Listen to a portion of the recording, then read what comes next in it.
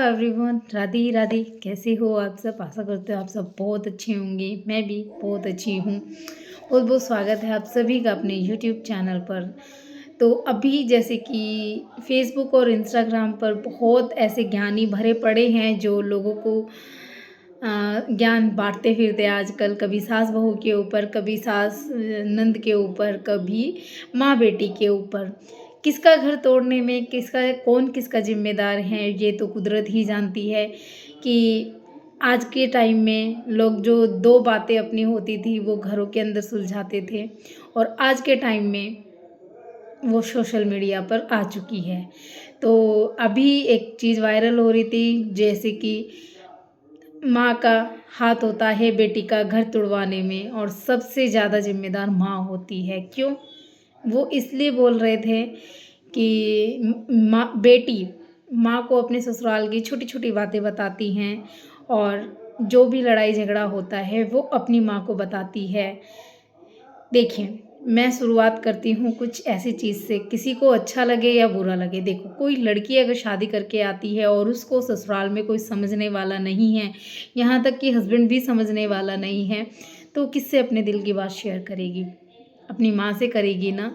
और मुझे नहीं लगता कोई माँ ऐसी होगी कि वो चाहेगी कि उसकी बेटी का बसा बसाया घर छोड़ के वो मायके में आगे फंस जाए, क्योंकि मायके में भी ब्याही हुई बेटियों की इज्जत नहीं होती है। ये एक कड़वा सच है, लेकिन सच है। किसी को ये बात हजम होगी और किसी को नहीं होगी।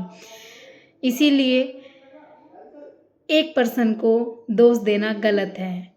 क्यों? जब सास और नंदे बातें करती हैं तो उनको ये चीज़ उनके ऊपर लागू क्यों नहीं होती कि वो क्यों बातें करती हैं? वो भी तो माँ बेटी हैं। आखिर माँ बेटी के रिश्ते को बहू के पक्ष में जब देखा जाता है तो गलत नज़रिए से देखा जाता है, और जब अपने सास और बहू की तरफ से देखा जाता है तो वो अलग नज़रिए से देखा जाता है। ज़रूरी नहीं है कि हमेशा माँ ही जिम्मेदार हो बेटी का घर तुड़वाने के लिए, और ज़रूरी नहीं है कि सास नंद ही हो बेटी का घर तुड़वाने के लिए। बहू का, भाभी का, जो भी है, सबकी अलग अलग चॉइस है।